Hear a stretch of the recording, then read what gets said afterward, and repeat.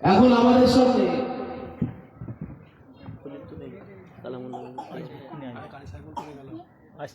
আমি কোরআনে কারীম থেকে তেলাওয়াত করার জন্য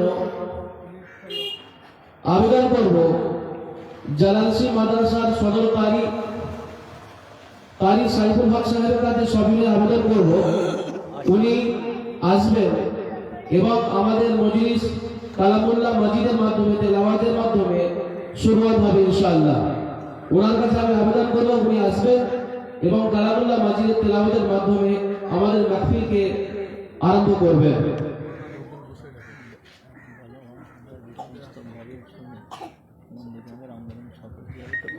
আমাদের সামনে আমরা বিশেষ অতিথি হিসাবে আমরা পেয়েছি যার গজল আমরা কম বেশি ছোট থেকে নিয়ে বড় পর্যন্ত আমরা কম বেশি শুনে আসছি। সে প্রতিবাদী কণ্ঠ শিল্পী জগতের সেরা বললে কম হবে না। তেনার মতো একজন ব্যক্তিত্বকে বিশেষ মেহমান হিসাবে আমরা সন্দেশপুরে আমরা পেয়েছি। তেনার নাম আমরা সকলে কম বেশি জানি, শিল্পী আব্দুল সামাদ সাহেব।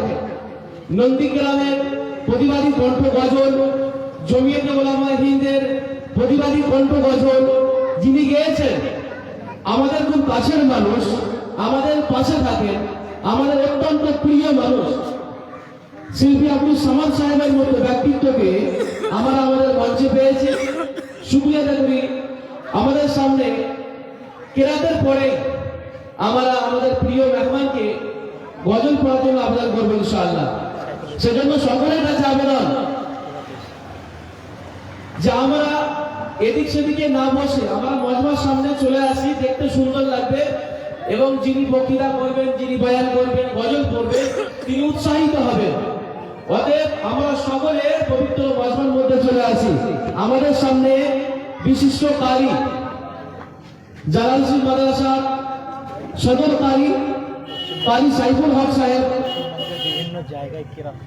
আমাদের মঞ্চে উপস্থিত হয়েছেন।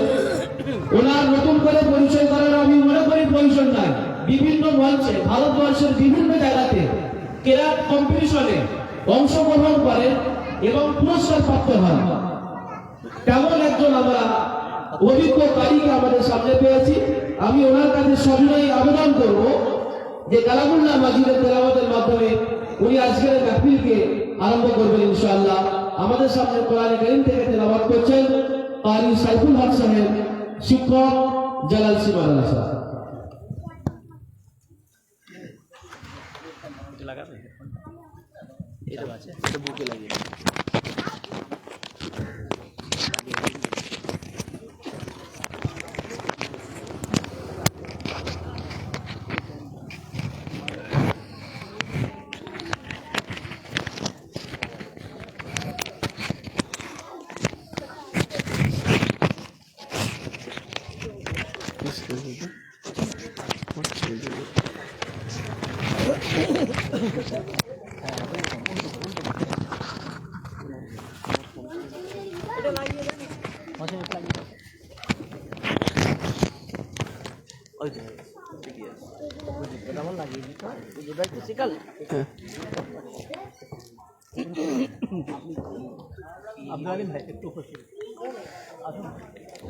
السلام عليكم ورحمة الله وبركاته. أعوذ بالله من الشيطان الرجيم.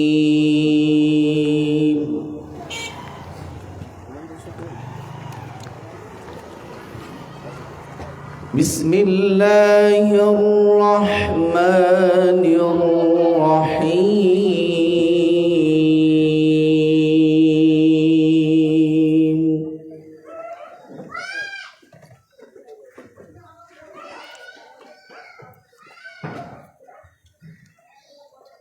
يا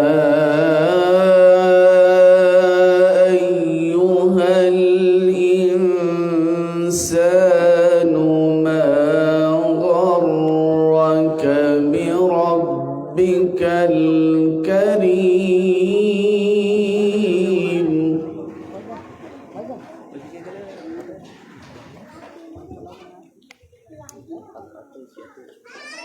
الذي خلقك فسواك فعدلك في أي صورة ما شاء ركبك.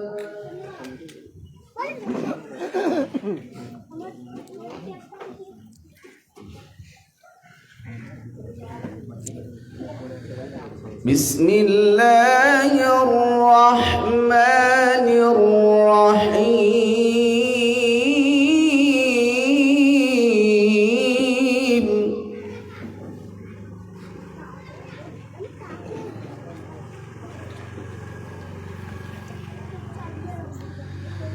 يا أيها الإنسان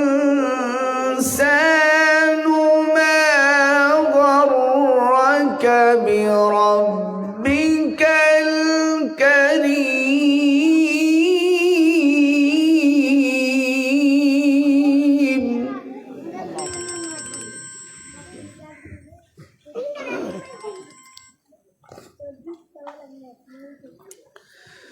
الذي خلقك فسواك فعدلك في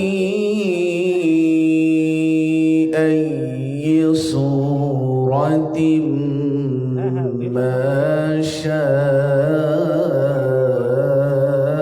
ركبك.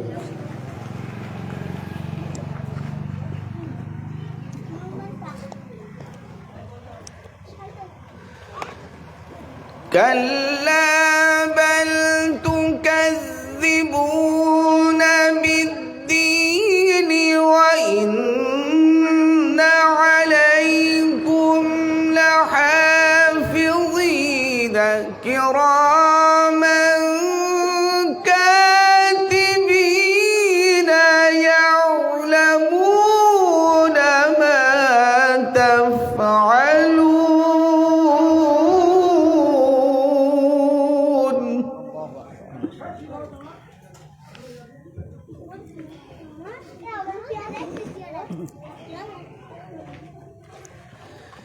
إن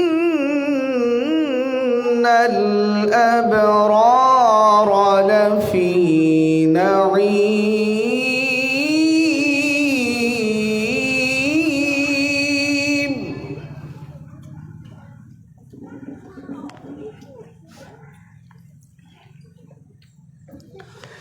وإن الفجار لفي جحيم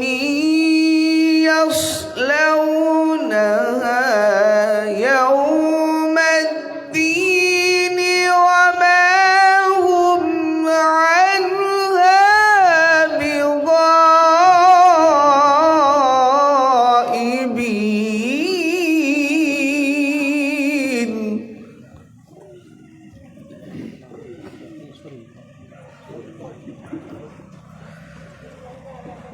وما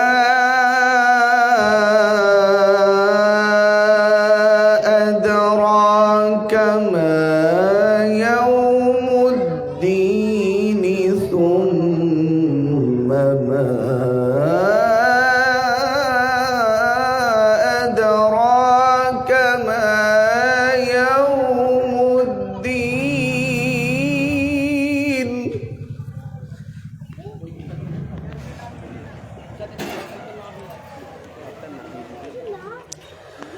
يوم لا تملك نفس لنفس شيئا والأمر يومئذ لله.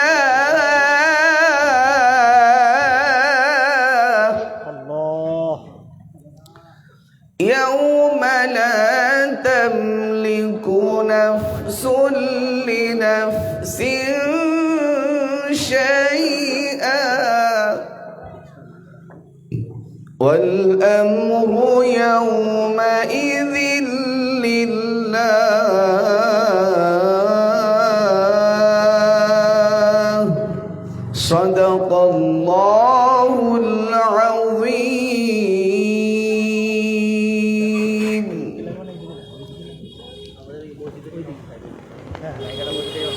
স্যার উপরে আছে উপরে ওই দিকটাই লাগিয়ে দাও ওইটা ওই দিকে লাগানো এখানে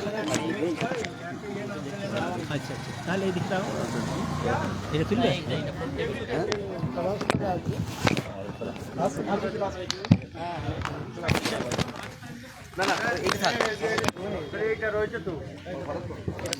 এখানে লাগানো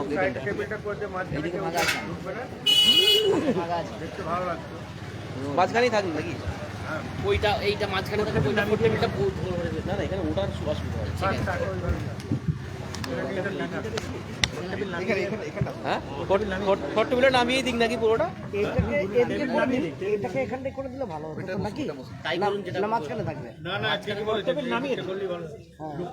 ঠিক আছে তাহলে এইটা নামিয়ে দিই নামিয়ে না দিয়ে এটা লাগবেও ওটা ওইদিকে করে দেন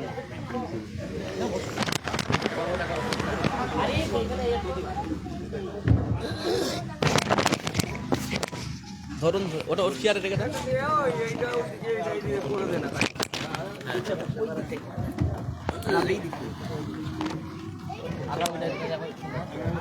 ওই নিচেতে থাক হ্যাঁ ওটা ওখানে নিচেতে থাক একটা নিচেতে থাক তাহলে এটা মানে ভিডিও স্ট্যান্ডটাকে এদিকে নিয়ে চলে তাহলে এটা উপরে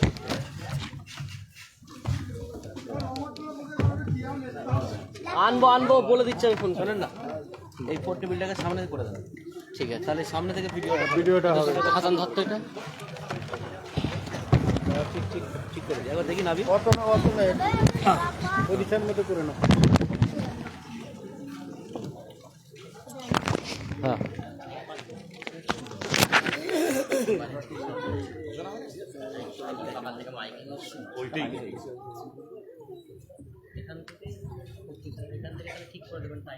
হ্যাঁ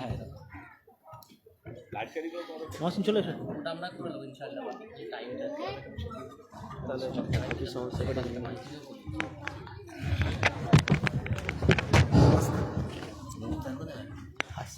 কারি সাইফুল হক সাহেবকে অসংখ্য ধন্যবাদ।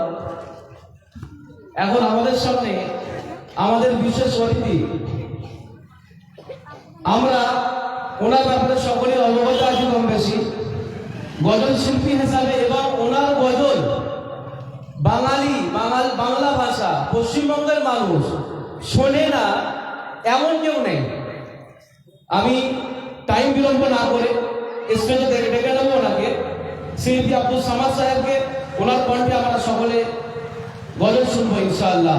একবার তকবীরে ধ্বনি হয়ে যাক, নারায়ে তাকবীর, নারায়ে তাকবীর, নারায়ে তাকবীর। জমিয়াতে উলামায়ে হিন্দ, জমিয়াতে উলামায়ে হিন্দ, জমিয়াতে উলামায়ে হিন্দ, নারায়ে তাকবীর।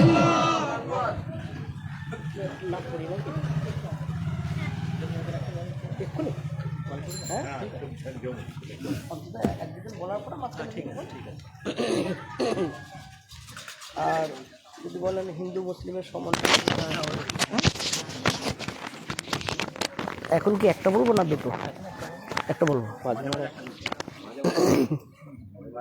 তাহলে এখন নাতে নবী বলি, মাঝখানটাই না হিন্দু মুসলিমটা বলবো। কোন আসসালামু আলাইকুম ওয়া রাহমাতুল্লাহি ওয়া বারাকাতুহু। নাতে রাসূল সাল্লাল্লাহু আলাইহি ওয়াসাল্লাম। মাইকওয়ালা কি এসছেন?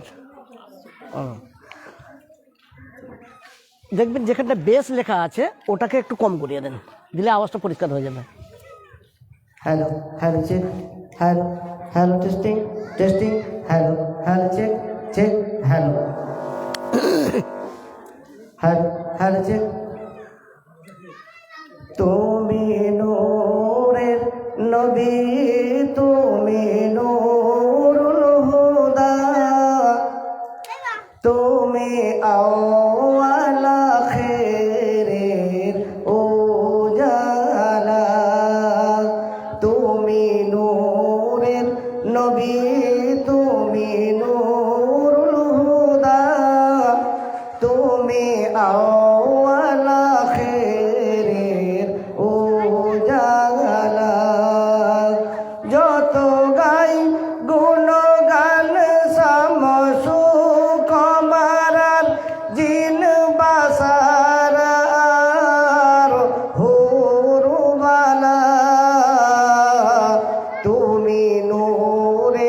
নবী তুমি নূরুল হুদা তুমি আওয়াল আখিরের উজালা শুভ সাদেক বেলা সবুজ শাখে কুল মখলুকাত যখন ঝিলমিলিয়ে খেলে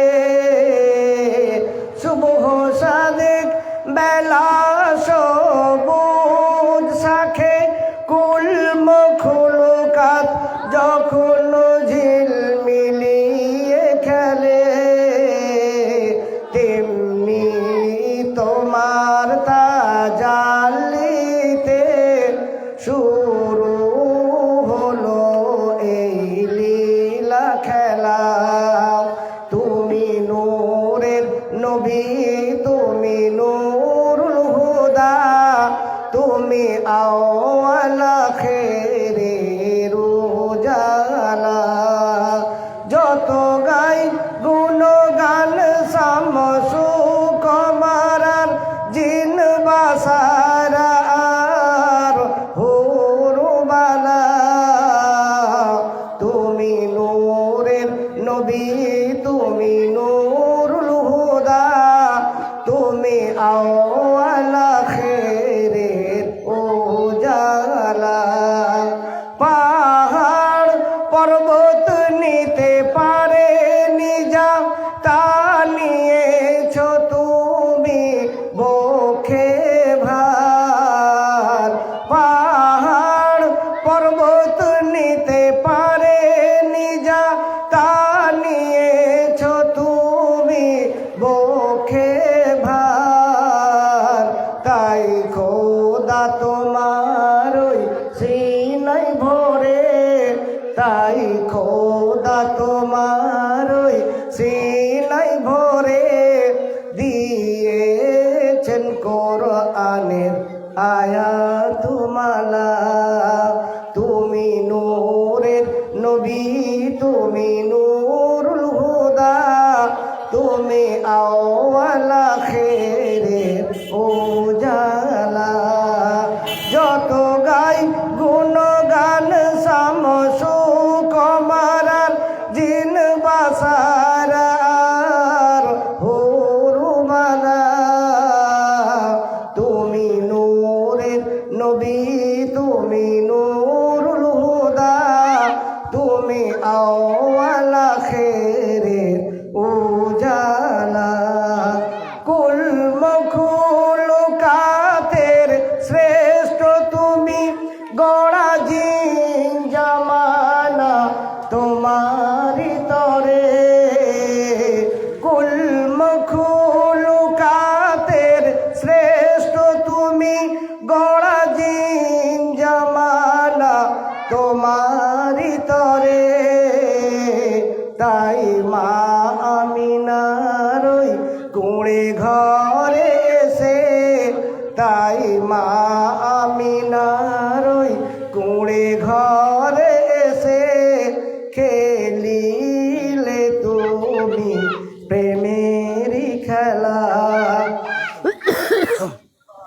তুমি নূরের নবী তুমি নূরুল হুদা তুমি আওয়াল আখিরের উজালা তুমি নূরের নবী তুমি নূরুল হুদা তুমি আওয়াল আখিরের উজালা একটাই মাইক ফোন দুটো লাগবে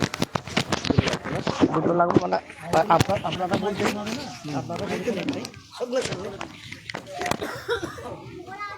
মাশাআল্লাহ আমরা আমাদের প্রিয় শিল্পী আবু সামাদ সাহেবের কণ্ঠে আমরা গজল শুনলাম আমরা আরো শুনবো ইনশাআল্লাহ ওনার কণ্ঠে জমিয়তে উলামা হিন্দের গজল আছে তো আমরা সকলে সমবেত কণ্ঠে আমরা বসে যাই যারা এদিক সেদিক দাঁড়িয়ে আছে সামনের দিকে চলে আসি দেখতে আরো ভালো লাগবে আমাদের সামনে এখন আমাদের প্রোগ্রামকে সামনে রেখে বক্তব্য রাখবেন মুফতি আব্দুর রহমান সাহেব ওনাকে আমি ডাকবো খুবই সংক্ষিপ্ত সময়ে উনি ওনার বক্তব্য পেশ করবেন। মুফতি আব্দুর রহমান সাহেব।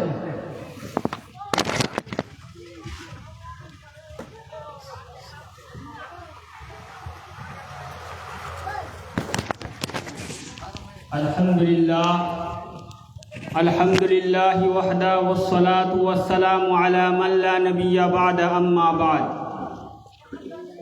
আমরা অবগত আছি আজকের এই সভা, এই অনুষ্ঠান কি জন্য প্রতিষ্ঠিত হচ্ছে, যার জন্য আমরা এখানে একত্রিত হয়েছি। আমরা জানি জমিয়তে উলামা হিন্দ সামনে 28 তারিখে প্রকাশ্য মহাসমাবেশ কলকাতার বুকে ডেকেছে। তার প্রস্তুতি বা সেখানে যাওয়ার জন্য আমরা মানসিকভাবে প্রস্তুতি নিচ্ছি, যার কারণে জেলায় জেলায় বিভিন্ন এলাকায় এরকম প্রস্তুতির প্রোগ্রাম চলছে। জমিয়তে উলামা হিন্দ একটা অরাজনৈতিক সংগঠন। আমরা অনেকেই হয়তো চিন্তা করছি, বাড়ি থেকে শুনে বা রাস্তায় যেতে আসতে চিন্তা করছি জমিয়তে উলামা হিন্দ আবার কি। আমাদের জানা দরকার জমিয়তে উলামা হিন্দ একটা এমন সংগঠন যে সংগঠন সর্বদিক থেকে মুসলমান জাতিকে সর্বদিক থেকে সিকিউর করে, সংরক্ষণ করে। জমিয়াত মানে হচ্ছে জমা হওয়া, উলামা মানে হচ্ছে আলেম সমাজ, আর হিন্দ মানে হচ্ছে ভারত। 1919 সালে এই জমিয়তে উলামা হিন্দ গঠন করা হয়। প্রায় 105 বছর বয়স জমিয়তে উলামা হিন্দের। কোনো রাজনৈতিক এমন কোনো সংগঠন ভারতবর্ষে এখনো পর্যন্ত হয়নি। যখন জমিয়াত গঠন হয়েছিল তখন কোনো রাজনৈতিক সংগঠন সৃষ্টি করা হয়নি বা তৈরি হয়নি। তার আগে থেকে জমিয়তে উলামা হিন্দ এই ভারতবর্ষের উলামা সমাজের জন্য কাজ করে আসছে এবং বিগত 105 বছর ধরে আমাদের জন্যই কাজ করছে। তাই জমিয়তে উলামা হিন্দের সাথে থাকা প্রত্যেক মুসলমানের জন্য খুবই জরুরি। যে কোনো দিক থেকে যখন মুসলমান কোনো সংকটে পড়ে, কোনো ফতোয়ার দিক থেকে, কোনো দিনের দিক থেকে, কোনো শরিয়াতের দিক থেকে, কোনো মানসিকের দিক থেকে জমিয়তে উলামা হিন্দ আগে বাড়িয়ে যায় এবং মানুষকে সর্বদিক থেকে সংরক্ষণ করার পরিকল্পনা নেয় এবং আগে বাড়ে। তাই জমিয়তে উলামা হিন্দ এই মহাসমাবেশ কি জন্য ডেকেছে আমরাও কিছুটা অবগত আছি। যে ওয়াকফ বিল যে কেন্দ্র সরকার পাস করতে চলেছে তারই বিরুদ্ধে একটি মহা সমাবেশ, প্রতিবাদী সমাবেশ। তার জন্য আমাদের বিশেষ করে সকলেই যাওয়া খুবই জরুরি। ওয়াকফ সম্পত্তি আমরা জানি, মাদ্রাসা হয় ওয়াকফ সম্পত্তি, কর্মস্থান হয় ওয়াকফ সম্পত্তি। বিশেষ করে মসজিদ, আমাদের পাড়ায় পাড়ায় গ্রামে গ্রামে মসজিদের সমস্ত ওয়াকফ সম্পত্তি, চাই ওয়াকফে লিল্লাহ হোক বা ওয়াকফে আওলাদ হোক, এই ওয়াকফ সম্পত্তি আমাদেরই পূর্বপুরুষ, আমাদেরই মসজিদে, আমাদের এলাকার মাদ্রাসায়, আমাদের এলাকার খানকায়, আমাদের এলাকায় ওই সমস্ত জায়গায় দিয়ে গেছে, যার ওয়াকফ সম্পত্তির মাধ্যমে মসজিদের উন্নয়ন হোক, মুসলমানের উন্নয়ন কিভাবে হবে, পিছিয়ে পড়া মানুষের কিভাবে উন্নয়ন হবে, তার জন্য আমাদের আকাবির নিজের পয়সায়, নিজের টাকায়, নিজের সম্পত্তিকে আল্লাহর রাস্তায় দান করে গেছে। সেই ওয়াকফ সম্পত্তি ভারতবর্ষে সব থেকে বেশি ভারত রেলের কাছে সম্পত্তি আছে। দ্বিতীয় নম্বরে ওয়াকফ সম্পত্তি আছে। দ্বিতীয় নম্বরে ভারতবর্ষের মধ্যে ওয়াকফ সম্পত্তি সব থেকে বেশি ভারতবর্ষের মধ্যে আমাদের কাছে আছে, ওয়াকফ বোর্ডের কাছে আছে। তাই এই ওয়াকফ সম্পত্তি, মাদ্রাসা, মসজিদ, খানকা, এই কর্মস্থানের সম্পত্তি আমাদের প্রত্যেক মুসলমানের জন্য জরুরি। সংরক্ষণের প্রতিবাদ করা, এর বিস্তারিত আলোচনা ইনশাআল্লাহ হবে, কলকাতায় হবে। মোট কথা আমি একটাই কথা বলতে চাই, যে কেন্দ্র সরকার, যে বিজেপি মোদী সরকার এই ওয়াকফ বিল আনতে যাচ্ছে, এই সম্পত্তি মুসলমানের নিজস্ব সম্পত্তি। তারা এই সম্পত্তির উপর হস্তক্ষেপ করে তারা নিজেদের কাছে নিতে চাইছে, যা ইচ্ছা তাই করতে চাইছে। অর্থাৎ মসজিদের কোনো কমিটি থাকবে না, কোনো মোতাল্লি থাকবে না, কিছুই থাকবে না। এমনকি অনেক ওয়াকফ সম্পত্তি কেন্দ্র সরকার যা ইচ্ছা তাই করে তার দলিল দালাইল এবং সমস্ত জিনিস মিউটেশন সব কিছু পরিবর্তন করে নিজের নামে করতে পারে, এমন বিল আনতে চাচ্ছি। তাই আমরা বলবো এই মহাসমাবেশ যে কলকাতায় হতে চলেছে, আমরা সকলেই বিশেষ করে মসজিদ কমিটি, প্রত্যেক মসজিদ থেকে একটা করে গাড়ি থাকা খুবই জরুরি। প্রত্যেক মসজিদ কমিটি থেকে গাড়ি থাকা দরকার। সেই গাড়ি করে মানুষকে একত্রিত করে সেই 28 তারিখে সমাবেশে আমরা একত্রিত হবো ইনশাআল্লাহ। অবশ্য সকলে, হ্যাঁ, সকলে মসজিদ কমিটির দায়িত্ব এবং সমস্ত ব্যক্তির দায়িত্ব মনে করে আমরা সেই 28 তারিখে ওয়াকফ বিল রিজেক্ট করার প্রতিবাদ সমাবেশে আমরা শামিল হব ইনশাআল্লাহ। আল্লাহ রাব্বুল আলামিন আমাদেরকে যাওয়া তৌফিক দান করুন। ওয়াখির দাওয়ানা আলহামদুলিল্লাহি রাব্বিল আলামিন। অসংখ্য ধন্যবাদ জানাই মুফতি আব্দুর রহমান সাহেবকে। আমাদের কাছে সময় খুব অল্প, শীতকালের সময় বুঝতেই পারছেন। তো এখন আমরা পরবর্তী বক্তাকে ডেকে নেব আমাদের জগৎবল্লভপুর ব্লকের সহসভাপতি আজিজুর রহমান গায়েন সাহেবকে। আজিজুর রহমান গায়েন সাহেবকে ডেকে নেব। উনি ওনার ক্ষুদ্র বক্তব্য খুব অল্প টাইমের মধ্যে পেশ করবেন ইনশাআল্লাহ।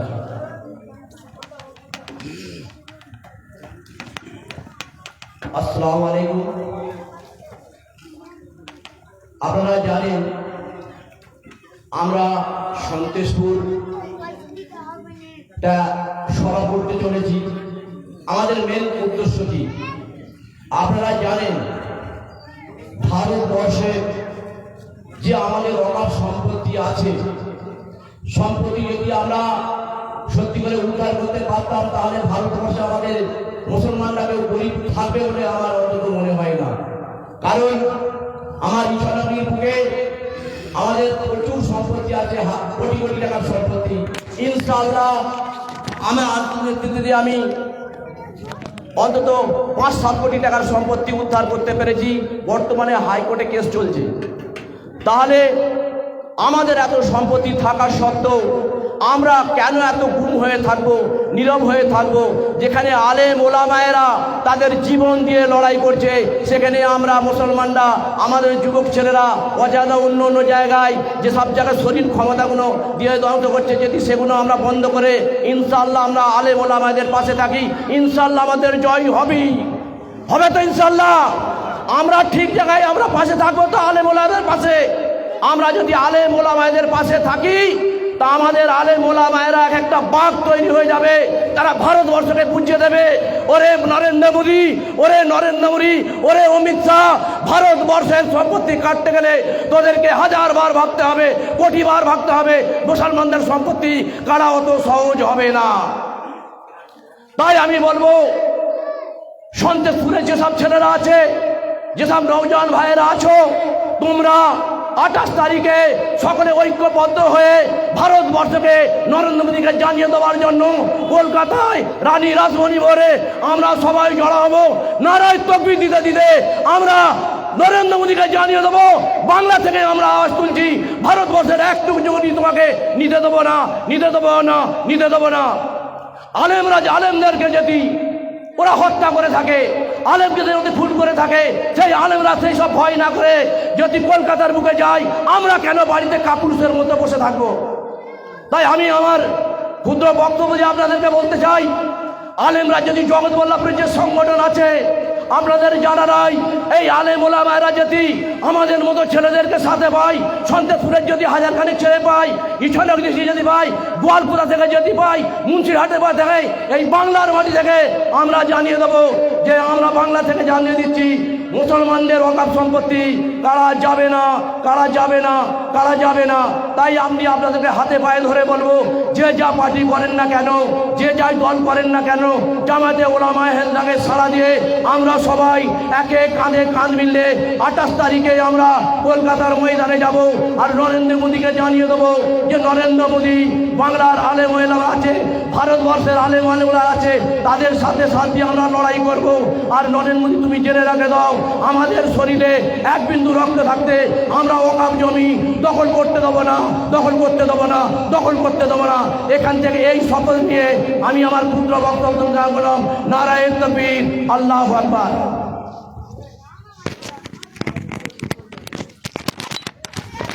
অসংখ্য ধন্যবাদ আজিজুর রহমান রায়ন সাহেবকে। আপনাদের সকলের কাছে একটা সবিনয় আবেদন করব, যারা পিছনে দাঁড়িয়ে আছেন, সামনে চেয়ার ফাঁকা আছে, অতএব আপনারা চেয়ারে এসে বসে যান। আমাদের এটা কোনো জলসার প্রোগ্রাম না যে সারা রাত ধরে হবে, এটা মাত্র 1 থেকে 1.5 ঘন্টার প্রোগ্রাম। এবং বুঝতেই পারছেন শীতকালের বেলা 3:30 আজান হয়, অতএব অল্প সময়, মাত্র আর 1 ঘন্টা বাকি আছে।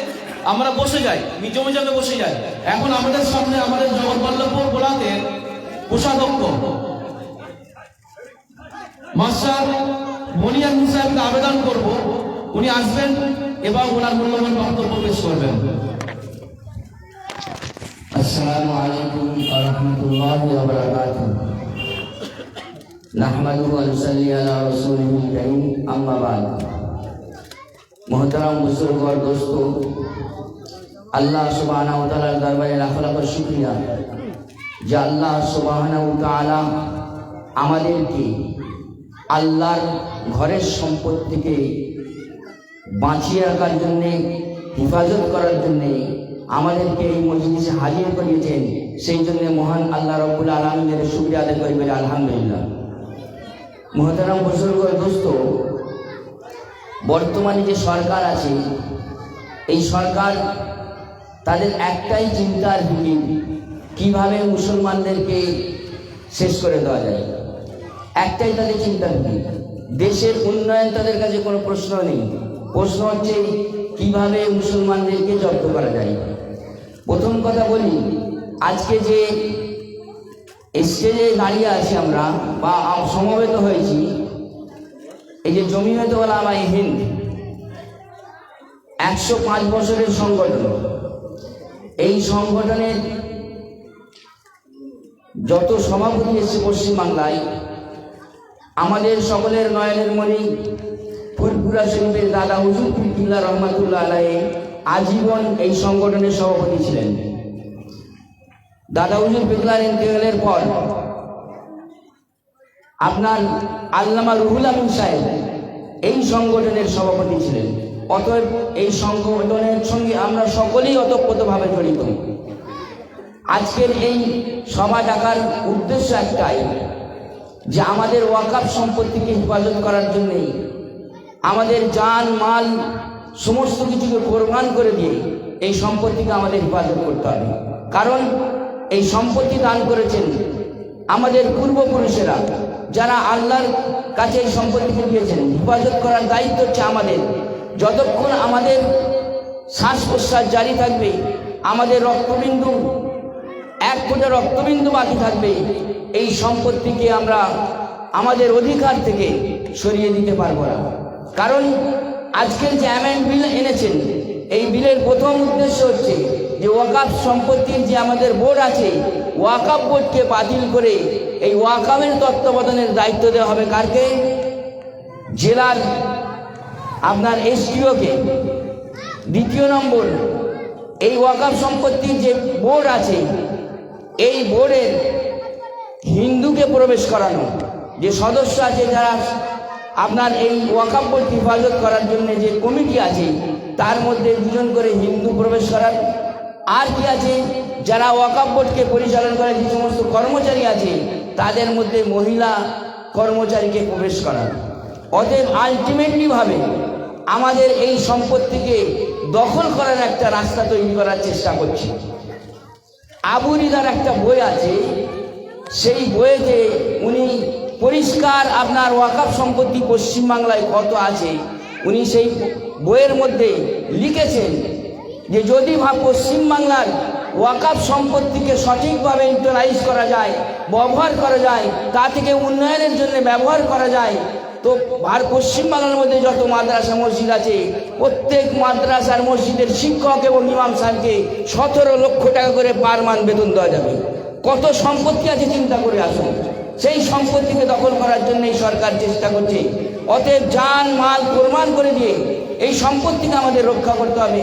এবং তার সাথে সাথে আমরা বলতে চাই যে 28 তারিখে যে আমাদের ডাক দেওয়া হয়েছে আপনার কলকাতা রানী রাসমণি ময়দানে, আমরা সকলে ধর্ম, আমরা যে যার আকিদা যে যাই রাখি না কেন, আমরা সকলে সমতভাবে প্রত্যেক মসজিদ থেকে একটা করে গাড়ি নিয়ে আমরা ওই ময়দানে হাজির হব ইনশাআল্লাহ। এবং আরও বলতে চাই যে যদি এই সরকার এই আন্দোলনের মাধ্যমে তাদেরকে আমরা জানিয়ে দিতে চাই যে তারা যদি এই সম্পত্তিকে দখলমুক্ত করতে বা এই অ্যামেন্ডমেন্ট পাস করার চেষ্টা করে, আমাদের দুঃখ চাই যে ভারতবর্ষের স্বরাষ্ট্রমন্ত্রী অমিত শাহ মুম্বাইয়ের ইলেকশনের একটা সভায় বলেছেন যে কোনো উপায়েই আমরা এই অ্যামেন্ডমেন্টকে সংসদে পাশ করব। অতএব আমরাও বলে দিতে চাই নরেন্দ্র মোদীকে, আমরা বলে দিতে চাই অমিত শাহকে যে প্রয়োজন হলে তামাম ভারতবর্ষের বুক থেকে সমস্ত মুসলমান গিয়ে পুরো দিল্লিকে ঘিরে ফেলে সংসদ থেকে বেরোনো তাদের বন্ধ করে দেওয়া হবে ইনশাআল্লাহ। রাজি আছেন সবাই? সবাই রাজি আছেন?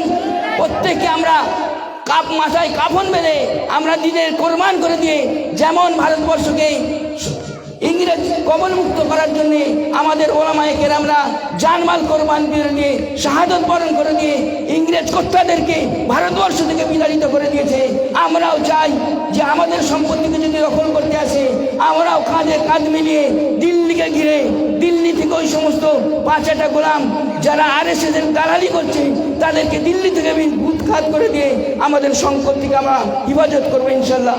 আল্লাহ আমাদের সকলকে বলার থেকে বেশি বেশি আমল করার তৌফিক দান করেন। আমিন।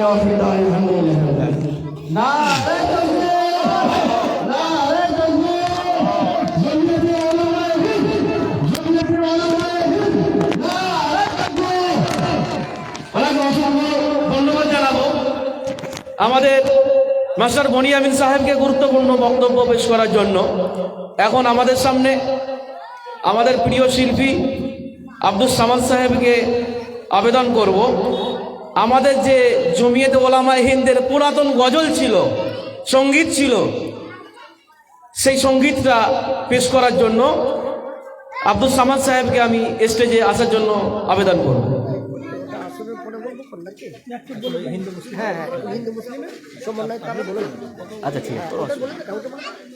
আচ্ছা, উনি বলছেন যে জমিয়তের যে গজলটা আছে, তারানাটা আছে, উনি শেষের দিকে বলবেন। এখন হিন্দু মুসলিম ঐক্যের যে উনি তারানাটা বা গজলটা তৈরি করেছেন উনি এখন সেটাই বলবেন ইনশাল্লাহ। আমরা সকলে সামনের দিকে চলে আসি, আর চেয়ারের ব্যবস্থা ওখানে করেছে, আমরা দাঁড়িয়ে না থেকে আমরা চেয়ারের মধ্যে বসে যাই, দেখতেও খুব ভালো লাগবে, যেনারা বক্তব্য দেবেন বা গজল পরিবেশন করা হবে শুনতেও ভালো লাগবে।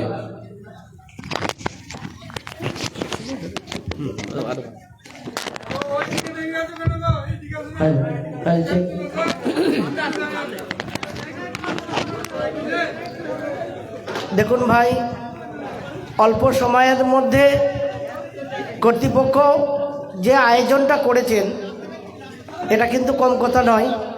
কারণ বারে বারে শুনছিলাম আমার ভাইজানেরা বলছিলেন যে এত তাড়াতাড়ির মধ্যে এটা ওটা সেটা সবগুলো আনা সম্ভব হয়নি। কিন্তু আমরা নানান জায়গায় নানান পরিবেশে থাকি, নানান সভা সমিতিতে থাকি, সেখানে আমাদের কেউ এত আপ্যায়ন করেন না। এখানে যতটা করেছে কর্তৃপক্ষ এত আপ্যায়ন আমাদের কেউ করেন না। তো যাই হোক, যত সম্ভব চেয়ার দেন, আর বাকি যদি না হয়ে ওঠে আপনারা যে যেখানে পারবেন শুনবেন আর নিজেরা তৈরি থাকবেন আগামী 28শে নভেম্বর বৃহস্পতিবার কলকাতায় যাওয়ার জন্য। আর সেই উদ্দেশ্যেই আজকের এই সমাবেশ। তো যাই হোক, ভারতবর্ষের হিন্দু মুসলমান বিভেদ লাগালেও আমরা কিন্তু এখনও গলায় গলায় মিশেই আছি। একই হাটে বাজারে, স্কুল কলেজে, খেলার মাঠে, দোকানদানি, সমস্ত জায়গায় আমরা কিন্তু ভাই ভাইয়ের মতোই আছি।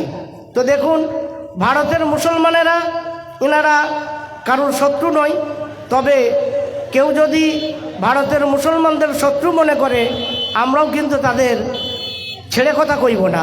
তাই সেই সম্পর্কে একটি তারানা পরিবেশন করি।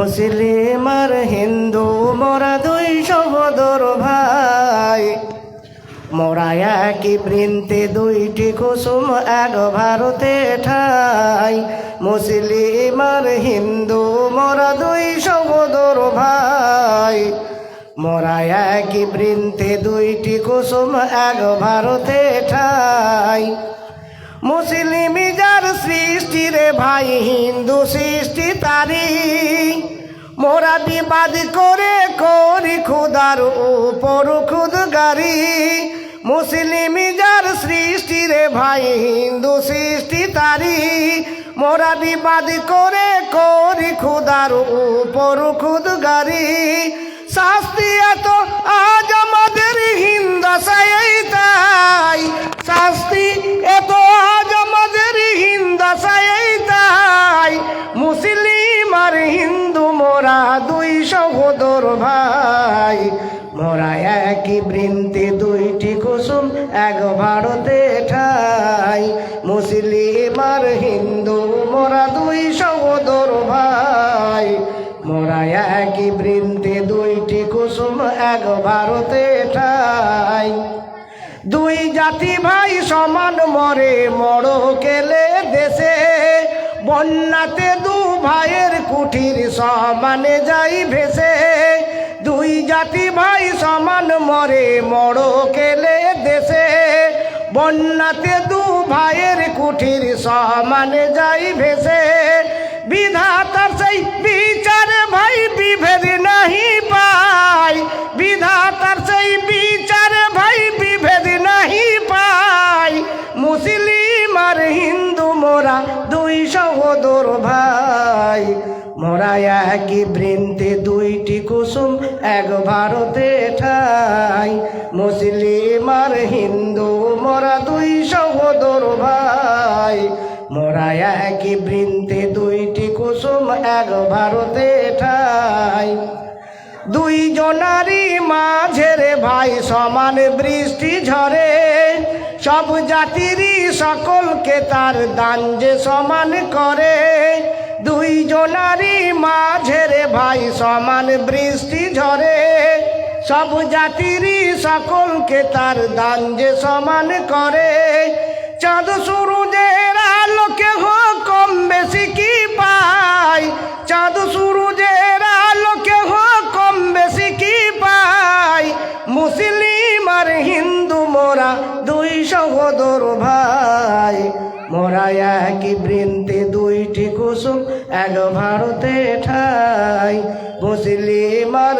হিন্দু মোরা দুই সহোদর ভাই মোরা একই বৃন্তে দুইটি কুসুম এক ভারতে ঠাই ত্রিভুবনের বনমালী নানা রঙের ফুলে সাজিয়েছে বাগান খানি দেখে রে নয়ন মেলে ত্রিভুবনের বনমালী নানা রঙের ফুলে সাজিয়েছে বাগান খানি দেখে রে নয়ন মেলে বাহিরে শুধু রঙের তফাৎ ভেতরে ভেদে নাই বাহিরে শুধু রঙের তফাৎ ভেতরে ভেদে নাই মুসলিম আর হিন্দু মোরা দুই সহোদর ভাই মোরা একই বৃন্তে দুইটি কুসুম এক ভারতে ঠাই মুসলিম আর হিন্দু মোরা দুই সহোদর ভাই মোরা একই বৃন্তে দুইটি কুসুম এক ভারতে ঠাই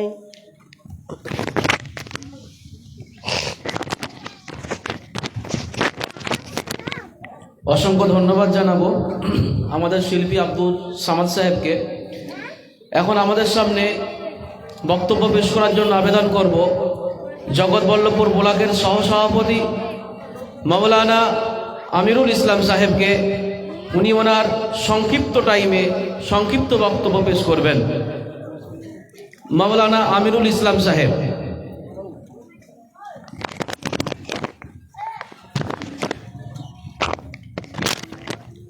আসসালামু আলাইকুম। আমরা সকলে অবগত আছি যে আগামী 28শে নভেম্বর রাজ্য জমিয়ত উলামা হিন্দের ডাকে ওয়াকফ বিলের বিরুদ্ধে যে জনসভা আছে, তারই প্রস্তুতি সভা আজ সন্তোষপুর মির্জাপাড়ায় অনুষ্ঠিত হয়েছে। আমি এক দুটি কথা বলবো ইনশাল্লাহ। প্রথম কথা হচ্ছে, ওয়াকফ বিল যদি সংসদে পাশ হয়ে যায় তাহলে আমাদের কি ক্ষতি হবে? ওয়াকফ বিল যদি সংসদে পাশ হয়ে যায় তাহলে সর্বপ্রথম ক্ষতি আমাদের হবে যে আমরা মসজিদ থাকবে, গোরস্থান থাকবে, মাদ্রাসা থাকবে, কিন্তু অধিকার আমাদের কাছে থাকবে না। সবচেয়ে বড় ক্ষতি হবে এটা। দ্বিতীয় ক্ষতি হচ্ছে, আমরা যে মসজিদ কমিটি তৈরি করি, সেই মসজিদ কমিটি আমরা নিজেরা করতে পারবো না। তাতে সরকার হস্তক্ষেপ করবে এবং সরকারি কোনো অধিকারী সেখানে থাকবে। তাই এই বিল যদি আমাদের সংসদে পাশ হয়ে যায় তাহলে আমরা যে মসজিদ মাদ্রাসা স্বাধীনভাবে পরিচালনা করছি, কিন্তু সেটা আমরা করতে পারবো না। আর আমরা একটি হাদিসে শুনেছি যে আল্লাহ নবী সাল্লাল্লাহু আলাইহি সাল্লাম বলেছেন যে যখন তোমরা কোনো অসৎ কাজ দেখবে, তোমরা তিনটে কাজের মধ্যে একটা কাজ অবশ্যই করবে। একটা হচ্ছে আল্লাহ যাকে ক্ষমতা দিয়েছে সে বল প্রয়োগ করে সেই কাজের বিরোধিতা করবে। দ্বিতীয়, যার বল প্রয়োগ করার ক্ষমতা নাই সে যেন অবশ্যই মুখের দ্বারা যা বাধা দেয়, যদি তাও না পারে কমসে কম যেন সে ঘৃণা করে। তো আল্লাহ রাব্বুল আলামিন এই জমিয়ত ওলামার মাধ্যমে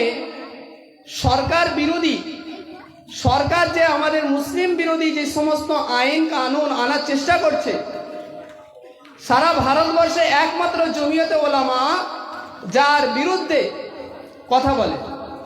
তাই আমরা সেই জমিয়তকে সমর্থন করার জন্যে বা সেই অন্যায়ের প্রতিরোধ করার জন্যে বা আমাদের ইমানের বলকে প্রয়োগ করার জন্যে বা আমাদের ইমানি নিদর্শন দেখাবার জন্যে আমরা ইনশাল্লাহ আগামী 28 নভেম্বর আমরা এই জনসভায় অংশগ্রহণ করে আমরা সরকারকে বুঝিয়ে দেব, না আমরা মুসলমান, আমরা ওয়াকফ সম্পত্তি আমরা কারোর হাতে দিতে চাই না, এটি আমাদের পার্সোনাল সম্পত্তি, এটি আমাদের পার্সোনাল হিসাবে থাকবে। ইনশাল্লাহ আমরা সকলে যাব। ওয়া আখিরু দাওয়ানা আলহামদুলিল্লাহি রাব্বিল আলামিন।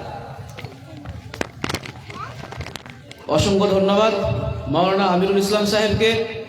এখন আমাদের সামনে গুরুত্বপূর্ণ বক্তব্য রাখবেন গায়েঘাটা মাদ্রাসার পরিচালক হাফেজ হুসাইন সাহেব। ওনাকে দাওয়াত দেব, উনি স্টেজে আসবেন এবং ওনার গুরুত্বপূর্ণ বক্তব্য সংক্ষিপ্ত সময়ে পেশ করবেন।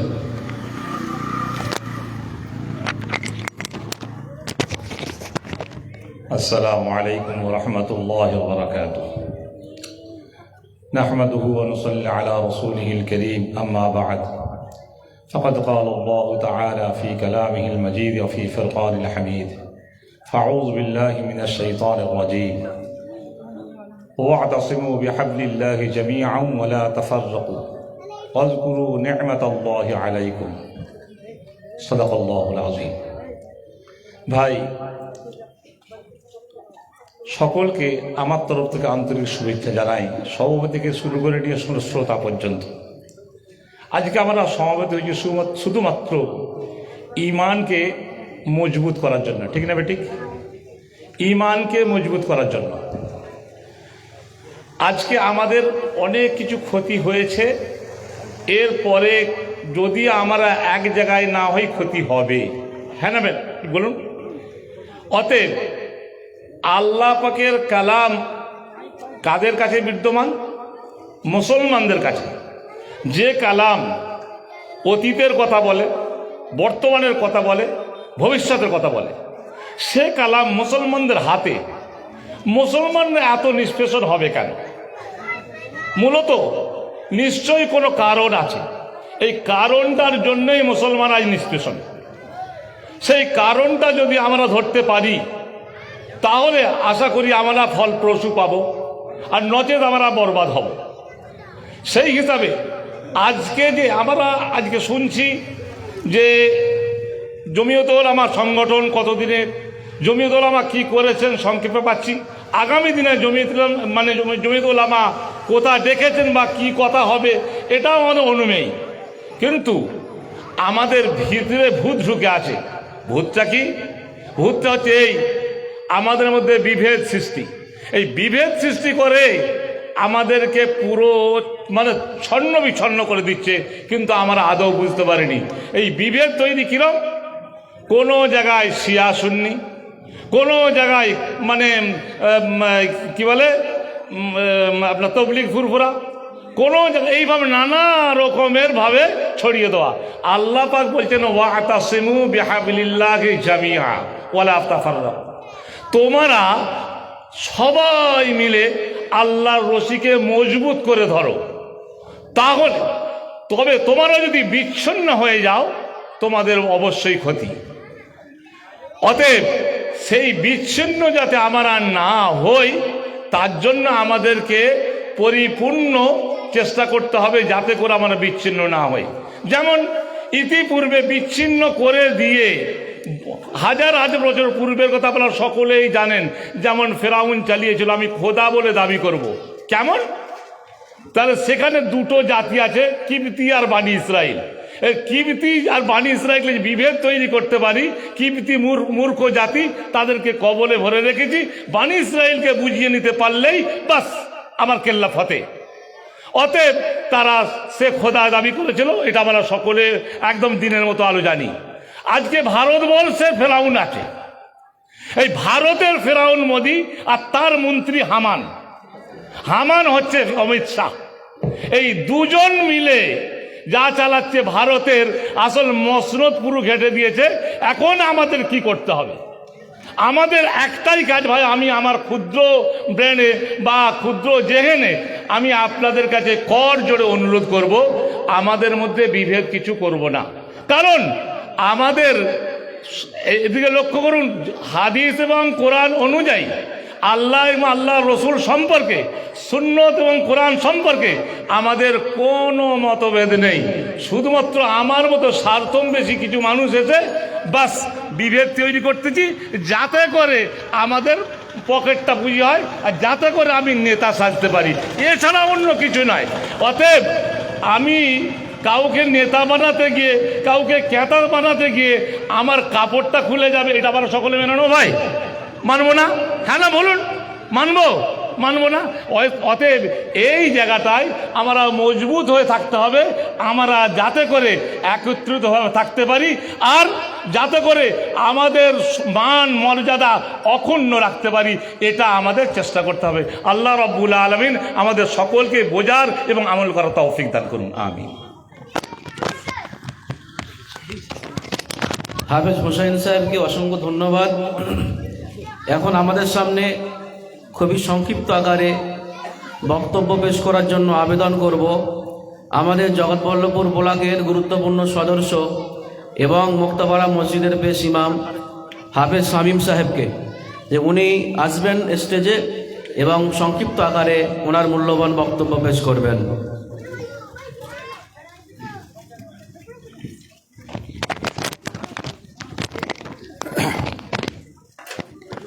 السلام عليكم ورحمة الله وبركاته. الحمد لله وحده وكفى وسلام على عباده الذين اصطفى أما بعد. আমার প্রিয় দিন দরদি, ইসলাম দরদি ভাইয়েরা, আপনারা সকলেই জ্ঞানী গুণী মানুষ। আপনাদেরকে বোঝানোর মতো আমার কাছে ততটা জ্ঞান নেই যে আপনাদেরকে বোঝাবো। সকলেই আমার থেকে বয়স্ক এবং জ্ঞানী মানুষ এখানে বসে রয়েছেন। আমি শুধু এতটুকু কথা বলবো, অনেকে অনেক কিছু বলেছেন, আমরা বুঝতে পেরেছি।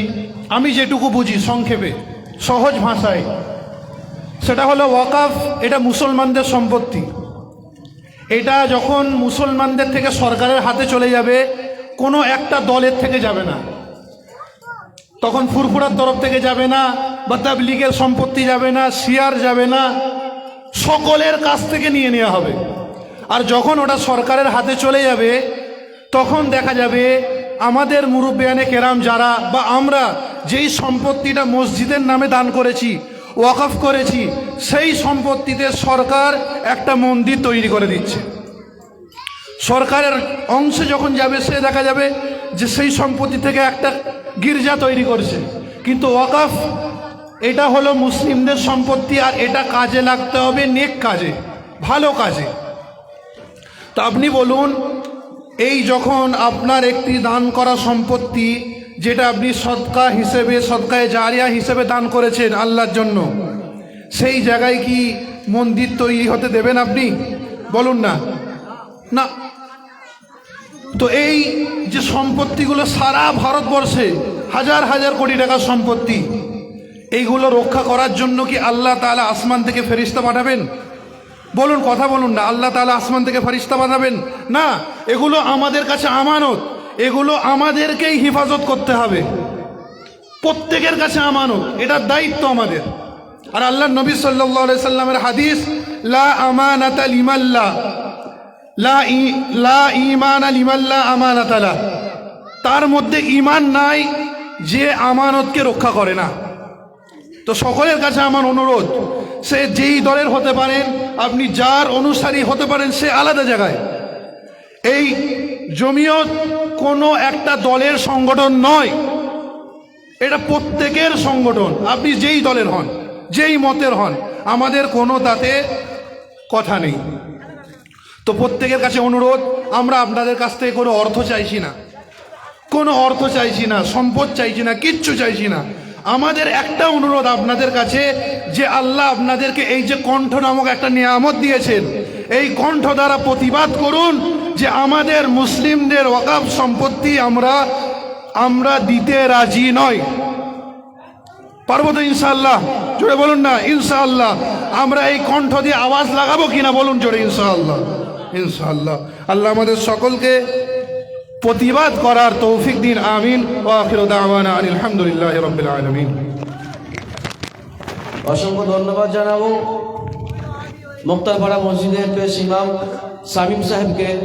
এখন আমাদের সামনে আমাদের জগৎবল্লভপুর ব্লকের সহ সম্পাদক এবং বিভিন্ন সংগঠনের সাথে সংযুক্ত উনি আছেন, বিশেষভাবে সমাজসেবী মানুষ।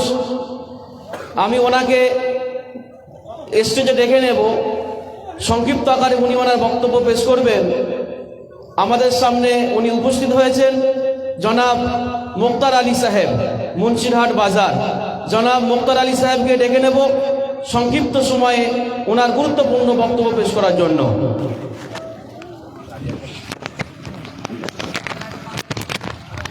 আসসালামু আলাইকুম। উপস্থিত আজকের সভার সভাপতি জনাব মুফতি জুবায়ের আহমেদ সাহেব এবং সঞ্চালক মাওলানা কারি মহসিন সাহেব, আরও অনেকেই ওলামা একরামগণ উপস্থিত রয়েছেন। সকলের আমি নাম নিতে পারছি না, তাই আপনাদের কাছে ক্ষমা প্রার্থী। সামনে উপস্থিত শ্রোতাবিন্দু, আজকের সভার একটাই উদ্দেশ্য, কলকাতায় মহাসমাবেশ ডাকা হয়েছে 28শে নভেম্বর রানী রাসমণি রোড, ধর্মতলা। সেই সভাকে সফল করার জন্য সারা ভারতবর্ষে এই ওয়াকফ অ্যামেন্ডমেন্ট বিলের বিরুদ্ধে আওয়াজ তুলছে। ভিন্ন রাজ্যে হল সমাবেশ, হল মিটিং এবং পথসভা, মহাসভাও হচ্ছে। তার মধ্যে কলকাতার বুকে একটা সমাবেশ হয়েছে ভিন্ন সংগঠনকে একত্রিত করে। এই বিল ভারতবর্ষের সরকার যৌথ সংশোধনীয় কমিটি না গড়েও পার্লামেন্টে ডাইরেক্ট পেশ করতে পারতেন, কিন্তু ওনারা দেখলেন মুসলমানদের যে আগে যে ঈমান ছিল, ওরা তো মুসলমানদের সম্বন্ধে সমস্ত বিষয় খেয়াল রাখে এবং পরে জানে, জেনে শুনেও ভারতে নিপীড়িত করে। ওরা দেখছে ভারতবর্ষের মুসলমানদের যে আগে